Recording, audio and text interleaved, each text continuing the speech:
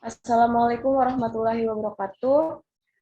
Yang saya hormati Profesor Dr. Tri Joko Raharjo MPD dan Bapak Imam Sofwan SPD MPD. Sebelumnya mari kita panjatkan puji dan syukur kehadirat Tuhan Yang Maha Esa karena atas rahmatnya kami dapat melaksanakan presentasi yaitu komunikasi kelompok. Sebelum kita melanjutkan ke pemaparan materi, kami akan memperkenalkan diri. Yang pertama ada Dea Sekarahmayu dengan NIM 1201421034. Ada Nabila Eka Talita dengan NIM 120114-21048. Ada Hikmah Nur Fadila dengan NIM 120114-21045 dan saya sendiri Anisya Pratamaningsih dengan NIM 120114-21075. Oke. Nah, pengertian komunikasi kelompok. Nah, manusia merupakan makhluk sosial yang akan saling membutuhkan satu sama lain. Maka dengan komunikasilah manusia bisa saling berhubungan. Hal ini disebabkan karena manusia dalam memenuhi kebutuhan hidupnya tidak dapat memenuhi sendiri. Ia akan bergabung dengan manusia lain untuk membentuk kelompok-kelompok dalam rangka memenuhi kebutuhan dan tujuan hidup. Di dalam komunikasi kelompok terdapat beberapa materi seperti klarifikasi kelompok, elemen kelompok, serta unsur-unsur komunikasi kelompok.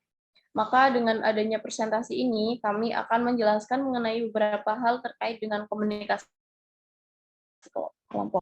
Next slide. Nah, pada slide ini akan dipaparkan oleh Dea Sekarahmayu. Kepadanya dipersilakan. Baik, terima kasih kepada moderator. Selanjutnya saya akan menjelaskan terkait komunikasi kelompok menurut para ahli. Yang pertama ada Effendi tahun 2003 bahwa komunikasi kelompok ini merupakan komunikasi yang berlangsung antara seorang komunikator dengan sekelompok orang di mana jumlahnya lebih dari 2 orang. Apabila jumlah orang dalam kelompok itu sedikit, berarti kelompok itu merupakan kelompok kecil, dan apabila kelompok tersebut jumlahnya banyak, berarti kelompok itu merupakan kelompok komunikasi yang besar. Yang kedua ada Dedi Mulyana pada tahun 2005 yang menyebutkan bahwa komunikasi kelompok merupakan sekumpulan orang yang mempunyai tujuan bersama yang berinteraksi satu sama lain untuk mencapai tujuan bersama, mengenal satu sama lainnya, dan juga memandang mereka sebagai bagian dari kelompok tersebut. Dan yang terakhir ada Pak Wito tahun 2007. Komunikasi sosial ini merupakan komunikasi mempelajari pola-pola interaksi antara individu dengan tidak mempunyai titik berat tertentu. Contohnya pada saat pengambilan keputusan. Hal ini dapat terjadi karena adanya keyakinan bahwa pengambilan keputusan pribadi berbeda dengan pengambilan keputusan yang seharusnya dibuat secara bersama-sama. Selanjutnya, saya akan menjelaskan terkait klasifikasi kelompok. Yang pertama ada klasifikasi kelompok primer dan sekunder, yaitu kualitas komunikasi dalam kelompok primer itu bersifat meluas. Jadi kalau komunikasi kelompok primer ini, kualitas kelompok dalam kelompok primer bersifat dalam dan meluas. Dalam artinya, menembus kepribadian yang tersembunyi atau menyingkap unsur-unsur yang tersirat. Meluas ini artinya hanya sedikit kendala yang menentukan rentangan dan cara berkomunikasi. Nah, kalau dalam kelompok primer ini, kita menentukan hal-hal bersifat pribadi dengan menggunakan berbagai lambang, bahasa verbal maupun nonverbal. Jadi dalam kelompok ini tidak ada pembagian peran secara sistematis karena komunikasi yang terjadi secara langsung dan sifatnya bersifat informal. Kalau sekunder bersifat dangkal atau menembus permukaan luar dari kepribadian kita dan terbatas hanya berkaitan dengan hal tertentu saja.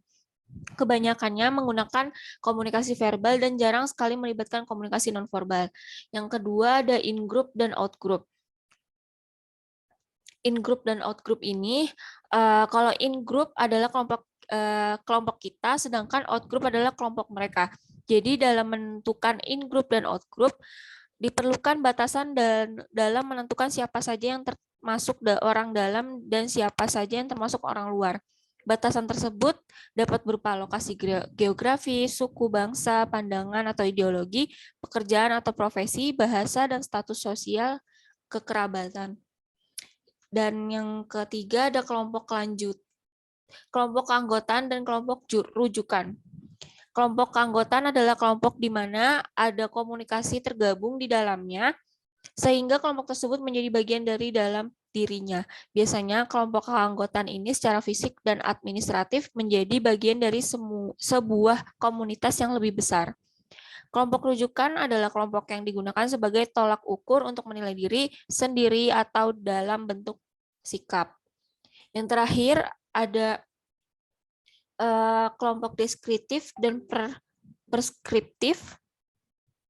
Kelompok deskriptif ini melihat proses pembentukan kelompok secara alamiah. Kelompok deskriptif dibagi menjadi 3 berdasarkan tujuan, ukuran, dan pola komunikasinya. Jadi ketiga kelompok tersebut adalah kelompok tugas, kelompok pertemuan, dan kelompok penyadar. Dan kelompok tugas ini bertujuan untuk memecahkan masalah. Kalau kelompok pertemuan, kelompok orang yang menjadikan diri mereka sebagai acara pokok, dan yang kelompok penyadar mempunyai tujuan tugas utama menciptakan identitas sosial yang baru.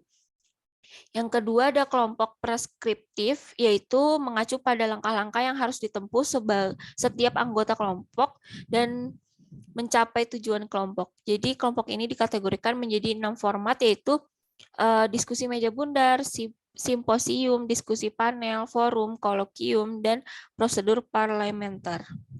Selanjutnya saya kembalikan kepada moderator. Baik, terima kasih atas paparan materinya, Dia Sekar. Selanjutnya, untuk slide ini akan dijelaskan oleh Nabila Eka. Kepadanya dipersilakan.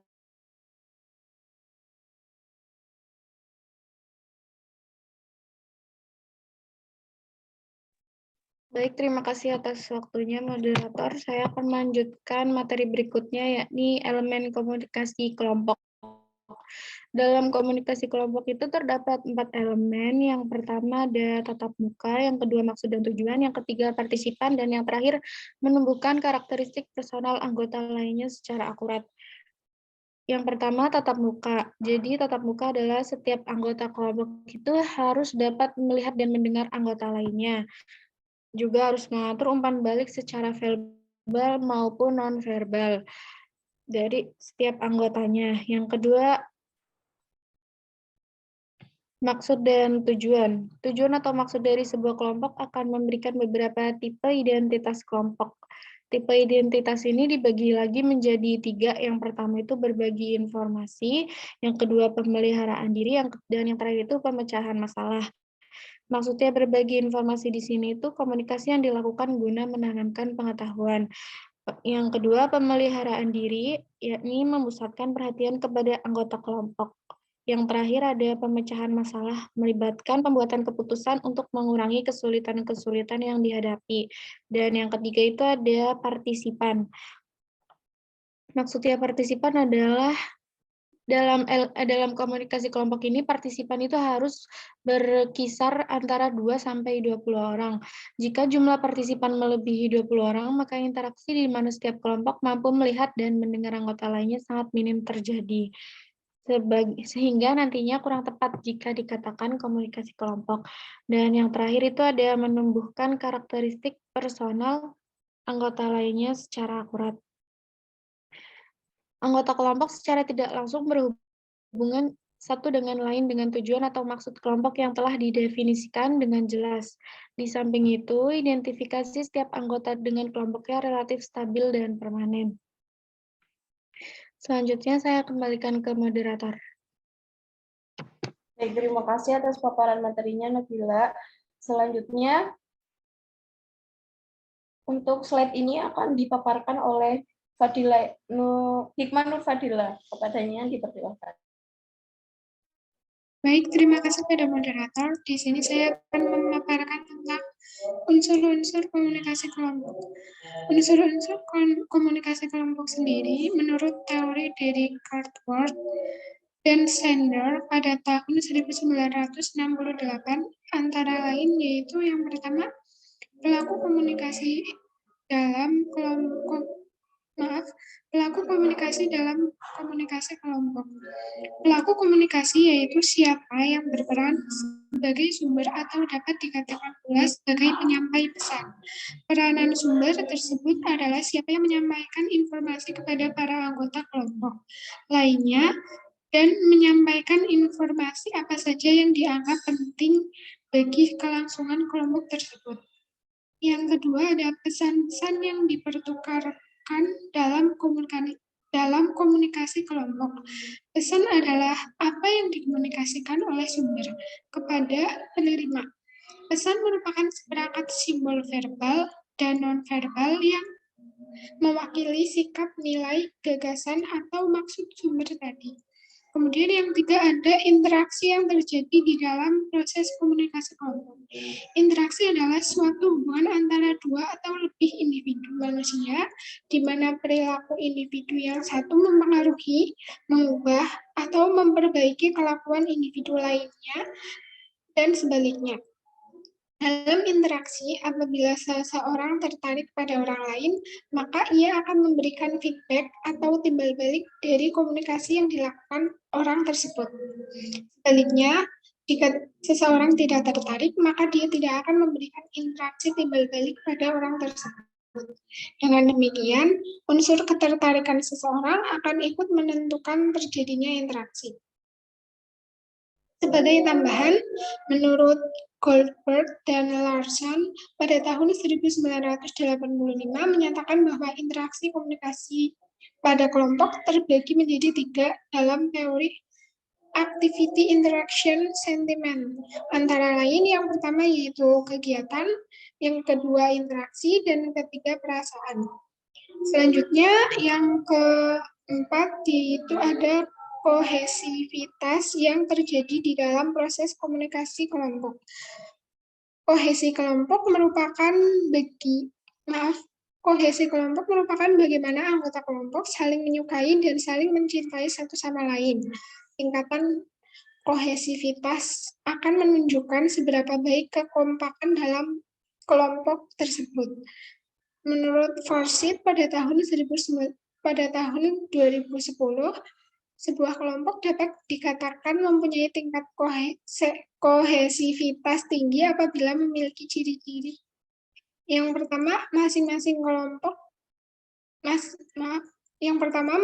anggota menimbulkan kedekatan atau adanya perasaan memiliki antar anggota dapat mempengaruhi persatuan dalam suatu kelompok. Yang kedua, ada rasa toleransi antara anggota kelompok. Yang ketiga, saling mendukung terutama dalam menghadapi masalah. Yang keempat, saling berbagi. Yang kelima, kerekatan hubungan antar anggota. Yang keenam, saling tergantung untuk tetap tinggal di dalam kelompoknya. Kemudian yang terakhir, rasa saling percaya sehingga timbul suasana nyaman baik untuk bekerja maupun mengungkapkan pendapat dan ada interaksi. Yang terakhir ada norma kelompok yang diterapkan. Norma di dalam kelompok mengidentifikasi anggota kelompok itu berperilaku. Penyesuaiannya anggota kelompok dengan norma tersebut adalah bagian dari harga yang harus dibayar sebagai hasil dari diterima menjadi anggota kelompok tersebut. Sekian penjelasan dari saya. Saya kembalikan kepada moderator. Baik, terima kasih Hikmah. Selanjutnya, untuk sesi tanya jawab akan didiskusikan secara bersama melalui Zoom. Sebelum saya mengakhiri presentasi hari ini, saya akan menyampaikan kesimpulan dari komunikasi kelompok. Komunikasi kelompok yang efektif dapat tercipta dengan mengenal anggota-anggota satu dengan yang lainnya terlebih dahulu dengan baik. Kelompok yang efektif selain dipengaruhi saling mengenal satu dengan yang lain, juga dipengaruhi oleh posisi yang ditempati para anggota. Posisi ini mempengaruhi adanya interaksi komunikasi antara anggota satu dengan yang lain. Posisi tempat yang tepat untuk menjadikan anggota di dalam kelompok merasa mempunyai hak yang sama untuk mengeluarkan pendapat. Selain posisi tempat duduk kelompok yang berkomunikasi dengan efektif adalah kelompok yang dapat menyelesaikan permasalahannya dengan baik dan melalui 4 tahap perkembangan kelompok. Terima kasih. Kami kelompok 2 pamit undur diri. Terima kasih. Wassalamualaikum warahmatullahi wabarakatuh.